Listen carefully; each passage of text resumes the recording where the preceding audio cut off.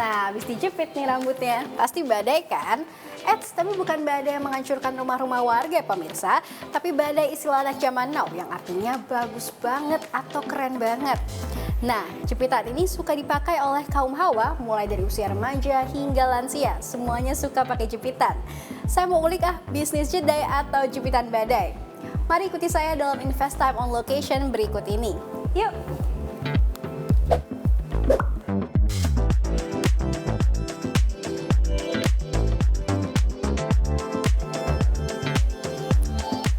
Nah pemirsa, di situ udah kelihatan banyaknya jedai Hercules, lalu juga ada ownernya tuh, kita samperin aja yuk. Nah pemirsa, ini dia CEO dari Sumber Bintang Perkasa Group sekaligus owner dari jedai Hercules. Halo Pak Erwin, apa kabar? Baik Sandia, gimana kabarnya? Baik juga Pak, terima kasih waktunya untuk CNBC Indonesia. Sama-sama. Oke Pak, kita mau nanya nih, jadi awal mulanya tuh sejak kapan Anda memulai bisnis jedai yang katanya ini paling terkuat sejagat raya dan juga terkenal se-Indonesia Raya ini Pak? Jadi kita itu sebenarnya mulai The Clip ini tahun 2017. Nah waktu 2019 kita tuh research ya, karena kita nemuin keresahan-keresahan yang ada di para pengguna jedai. Jedai itu jadi artinya jepit badai kalau yang nggak tahu. Nah keresahannya itu ada dua, yang ke satu mereka tuh jedainya sering hilang. Nah, kalau sering hilang kayaknya mesti pakai GPS, cuman agak ribet gitu ya. Jadi keresahan yang kedua adalah gampang rusak, gampang patah. Nah, jadi kita mikirin, kita create formula bagaimana kita buat jedai yang lebih strong, lebih kuat, tapi secara looks juga estetikanya tuh bagus gitu. Karena cewek selain strong perlu juga kan kelihatan cantik juga gitu. Boleh diceritakan juga bagaimana sih awalnya Anda merintis bisnis jedai Hercules ini? Kalau aku itu sebenarnya kan second generation dari papa tuh, memang dari dulu udah bisnis di bidang aksesoris 40 tahun gitu. Nah cuman dari dulu kita kebanyakan impor barang, white labeling, tapi seiring berjalannya waktu kita belajar bahwa kita harus bikin brand juga gitu. Jadi Indonesia itu jangan cuma jadi negara yang import, tapi bagaimana Indonesia juga bisa membuat brand sendiri dan bisa memproduksi barang bahkan untuk ekspor ke luar negeri. Lalu awal mulanya Anda mendapatkan rekor muri dan juga dapat memperagakan jedai Hercules di Seoul Fashion Coat ini bagaimana? Jadi kita itu sebenarnya dari awal 2021 pas booming kita juga udah pengen apply kan untuk muri gitu kan, karena kita juga yakin kekuatan dari jedai Hercules ini gitu loh. Nah cuman memang sering berjalannya waktu pending-pending, tapi memang ada desakan nih bahwa udah kita harus coba deh rekor muri gitu. Nah akhirnya kita memberanikan diri, kita apply deh rekor muri gitu. Dan ya beruntungnya dari waktu itu ya berhasil ya. Jadi waktu itu ketinggiannya awalnya tuh cuma 100 meter. Kita punya target tuh 100 meter, tapi akhirnya kita coba 100, 110, bahkan yang paling tinggi tuh sampai 120 meter gitu. Dan jedainya nggak pecah dan tahan banting gitu.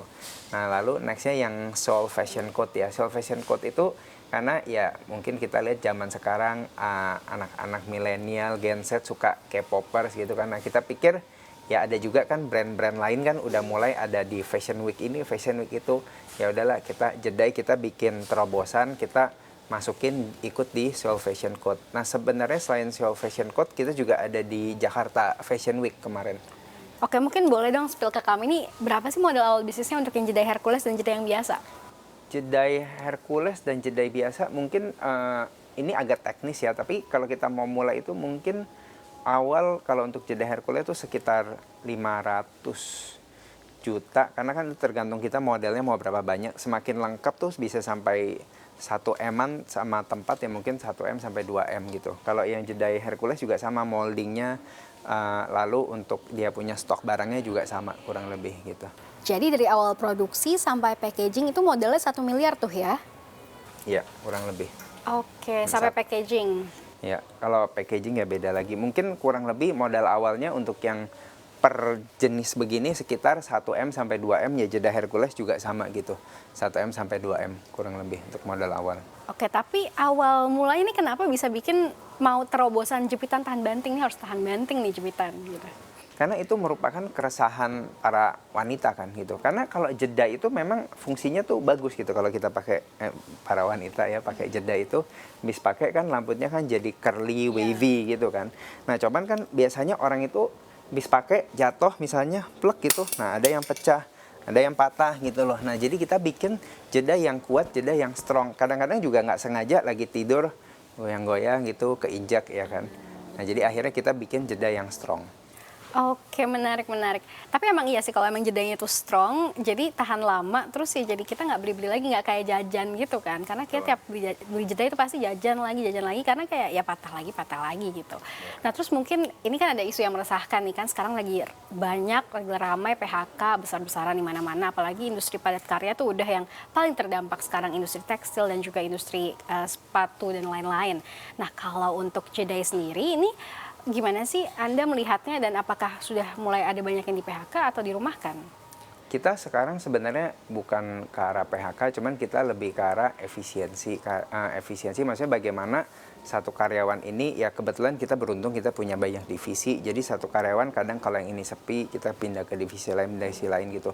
Tapi Jeddah Hercules sendiri untuk tahun 2023 walaupun ada koreksi, ya ada resesi menurut pemerintah, tapi kita juga optimis sih bahwa 2023 ini kita justru akan tambah online presence, offline presence kita akan tambah. Kita juga baru bulan November ini sign agreement sama Guardian.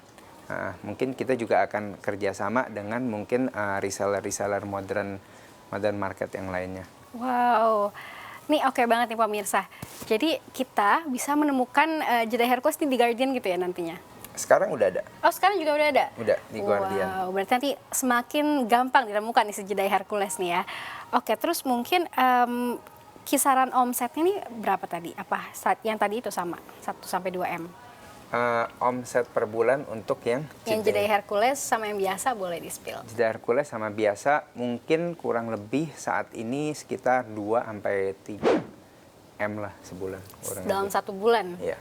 Wah, itu baru yang jadi dari satu jeda itu 1-2 M per bulan dari satu kurang jenis. Totalnya mungkin sekitar berapa sih? 2-3 M kayaknya ya. Iya, 2-3 M. Wah, Tapi benar. kita punya target untuk 2022 ini minimal double sih, minimal double sampai triple sih 2022 ini, karena sekarang kita lagi bangun jaringannya, kita lagi brandingnya kita juga lagi rapiin juga gitu, supaya nanti ke depannya ketika kita create produk baru itu bisa masuk gitu. Karena sekarang Jeddah Hercules sendiri tuh baru kita lihat brandingnya terkenal tuh di kota first tier city sama second tier city gitu loh, dan masih di sekitar Jawa, Bali. Nah di luar sono tuh masih marketnya masih belum ke-touch banget gitu, ke cover.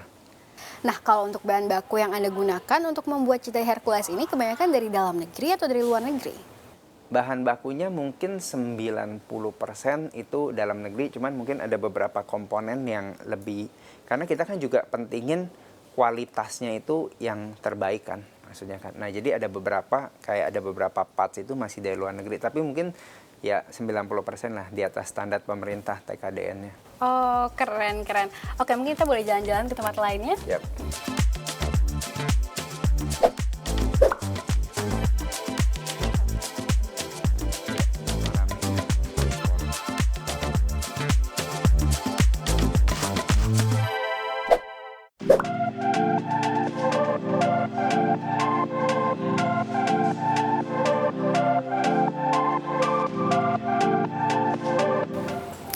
Nah, Mas Erwin, saya penasaran banget nih, sebetulnya bagaimana sih Anda mengembangkan bisnis di tengah tantangan ekonomi yang sedang sulit saat ini?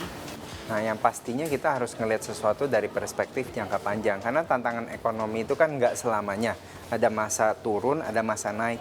Justru di tengah masa di kala ekonomi sulit ini kita melakukan efisiensi bagaimana kita bisa melakukan pekerjaan dengan sumber daya yang lebih sama, tapi kita bisa mencapai hasil yang lebih maksimal. Dan kita juga planning itu untuk long term, karena kita ngelihat mungkin saat ini orang bilang tahun ke depan resesi, tapi kita ngelihat bahwa di atas 2025 itu mestinya ada masa booming. Justru ketika orang-orang lagi takut, lagi tiarap, itu kita nggak boleh stop. Kita harus mempersiapkan untuk nanti 2025 ketika market booming, kita udah siap gitu.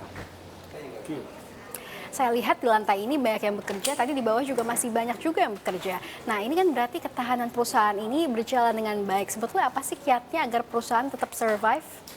Ini sama aja kayak manusia. Manusia itu kan ketika lagi pandemi ada yang sakit, ada yang sehat. Nah, yang sehat itu kenapa? Karena mereka punya daya tahan tubuh yang baik. Mereka punya fundamental yang baik. Nah, perusahaan itu kalau mau survive di suatu situasi apapun, mereka perlu punya fundamental yang baik. Kesehatan, keuangan yang baik, tim value yang baik, culture perusahaan yang baik. Nah kalau itunya semuanya sehat, mau pandemi mau nggak pandemi pun kita akan tetap survive gitu. Jadi itu kuncinya. Oke, baik. Mungkin sekarang balik lagi ke jepitan ini, saya mau nanya, ini jepitan ini sudah sudah diekspor kemana aja sih sebetulnya? Nah, kita saat ini masih belum ekspor secara masif. Cuman kalau di marketplace itu karena kita masuk ke jaringan salah satu marketplace di sono, kita udah bisa jualan di Thailand, di Singapura, bahkan kalau nggak salah di Brazil juga ada.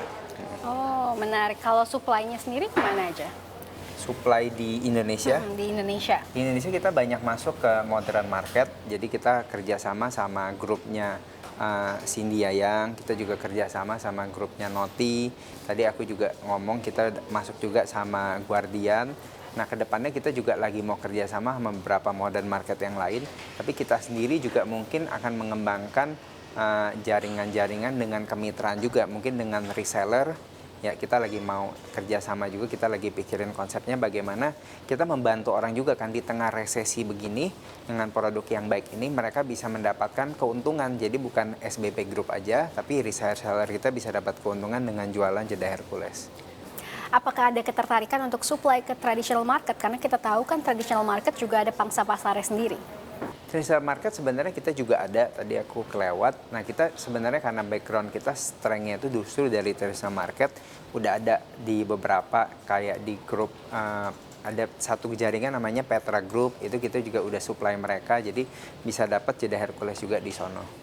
Baik, lalu apa yang Anda lakukan untuk menghadapi kompetitor di luar sana yang juga berjualan jeda yang sama? Nah, yang pasti tuh kita harus fokus pertama bukan ke kompetitor kita, tapi ke konsumen kita dulu. Kita harus jawab kebutuhan konsumen kita. Kalau kita bisa jawab kebutuhan konsumen kita, baru kita bandingkan dengan kompetitor kita apa yang tersedia di pasar. Kalau udah dijawab sama mereka, mungkin itu bukan yang harus kita jawab. Jadi kita harus selalu improvement, tapi based on konsumen. Jadi itu kuncinya. Jadi kita ketika kita lakukan itu kita menerapkan yang namanya Blue Ocean Strategy ya. Oke, mungkin ada nggak tips buat kita nih untuk menjual jepitan rambut juga gitu, berjualan jepitan rambut yang sama? Ya kalau mau nanti tinggal klik IG-nya aja, theclip.id atau Jeda Hercules Official. Nanti di sono akan ada update terus. Kalau yang mau jualan Jeda Hercules, mau jualan The Clip, produk-produk The Clip lainnya, nanti akan ada di sono. Kita nanti akan buka kesempatan, kita kasih support juga untuk para reseller baik online maupun offline. Oke, tapi kalau misalnya kita mau beda nih, nggak jeda, kita mau jualan jepitan lain untuk yang masih pemula, businessman atau businesswoman yang baru tuh ada tips-tips nggak? Yang penting harus cari tahu di sekitarnya itu ada marketnya nggak gitu.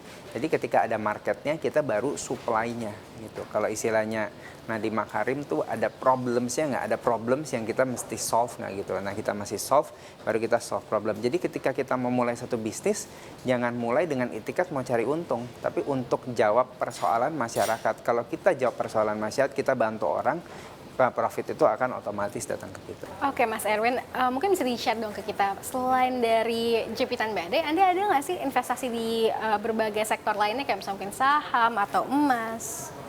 Nah, aku itu memang kalau dari dulu suka invest tuh properti. Karena properti itu ya istilahnya kalau orang dulu bilang kan properti itu nggak mungkin rugi kan. Jadi ada invest di rumah, ada invest di gudang, tanah juga ada gitu. Ya kecil-kecilan lah cuman gitu. Lalu berikutnya ada invest juga di saham, pasar saham. Ya ini mungkin karena corona kemarin ya. Jadi ini dia punya batch bukan milenial tapi kolonial ya, kolonial. Pas lagi corona kita main saham, dan ya di saham itu kita belajar bagaimana kita analisa perusahaan juga gitu. Jadi kita bukan beli saham yang pom-poman, bukan beli saham yang karena isu-isu. Nah, tapi kita beli saham, kita memang lihat fundamental perusahaannya itu bagus atau enggak gitu loh. Jadi ada investasi saham juga. Untuk diversifikasi juga ada investasi kayak logam mulia gitu ya. Logam mulia itu untuk kalau misalnya kita butuh likuiditas cepat, ya LM itu salah satu yang investasi paling bagus. Oke, mungkin selain dari jepitan badai atau jepitan Hercules tadi ini, Anda ada nggak sih rencana untuk ekspansi bisnis ke depannya? Pasti dong. Dari jepit aja itu sebenarnya udah banyak sekali yang bisa kita kembangin gitu. Karena jenis jepit-jepit itu banyak gitu. Kita lagi pelajarin juga apa sih yang jadi tren di luar negeri yang kita bisa kembangin di Indonesia dan lebih baik.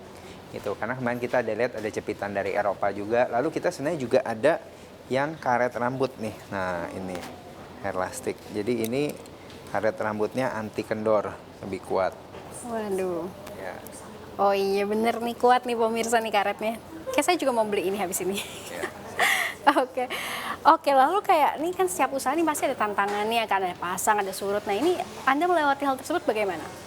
Kita harus semuanya itu yang penting ketika kita bangun perusahaan fundamentalnya solid.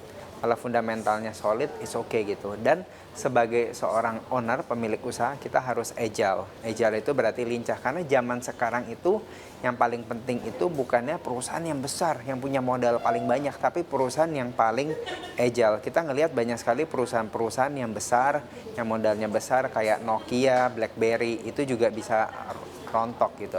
Tapi perusahaan yang agile itu adalah perusahaan yang bisa survive dalam situasi apapun. Pandemi, krisis, resesi, dan juga inflasi ini orang-orang kan semakin berhemat. Anda melihat untuk bisnis Jedai ke depannya bagaimana? Apakah masih akan cuan seperti tahun-tahun sebelumnya? Yang pasti di tahun 2023 itu bukan resesi menurut aku, tapi koreksi. Karena apa yang ketika pandemi itu pemerintah banyak keluarin uang, bantuan subsidi, nah itu di stop di 2022 dan 2023 pastinya. Jadi ada koreksi sehingga akan ada penurunan daya beli. Tapi justru di saat-saat itu adalah momen kita untuk selalu melihat peluang. Ada nggak peluang yang lebih baik?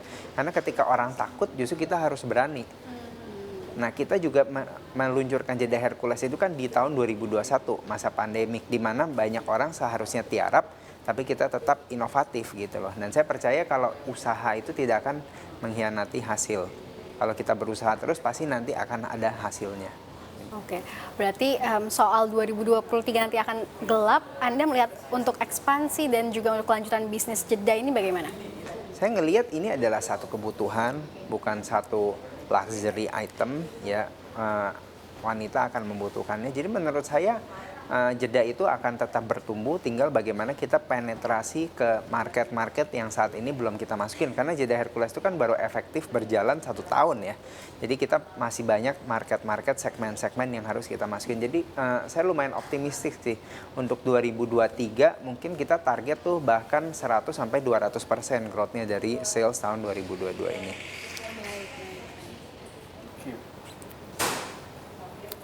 Ya pemirsa, itulah tadi perbincangan kami dengan CEO dari SBP Group, Lim Erwin Hartono, dan juga sekaligus sebagai founder dari Jeddah Hercules.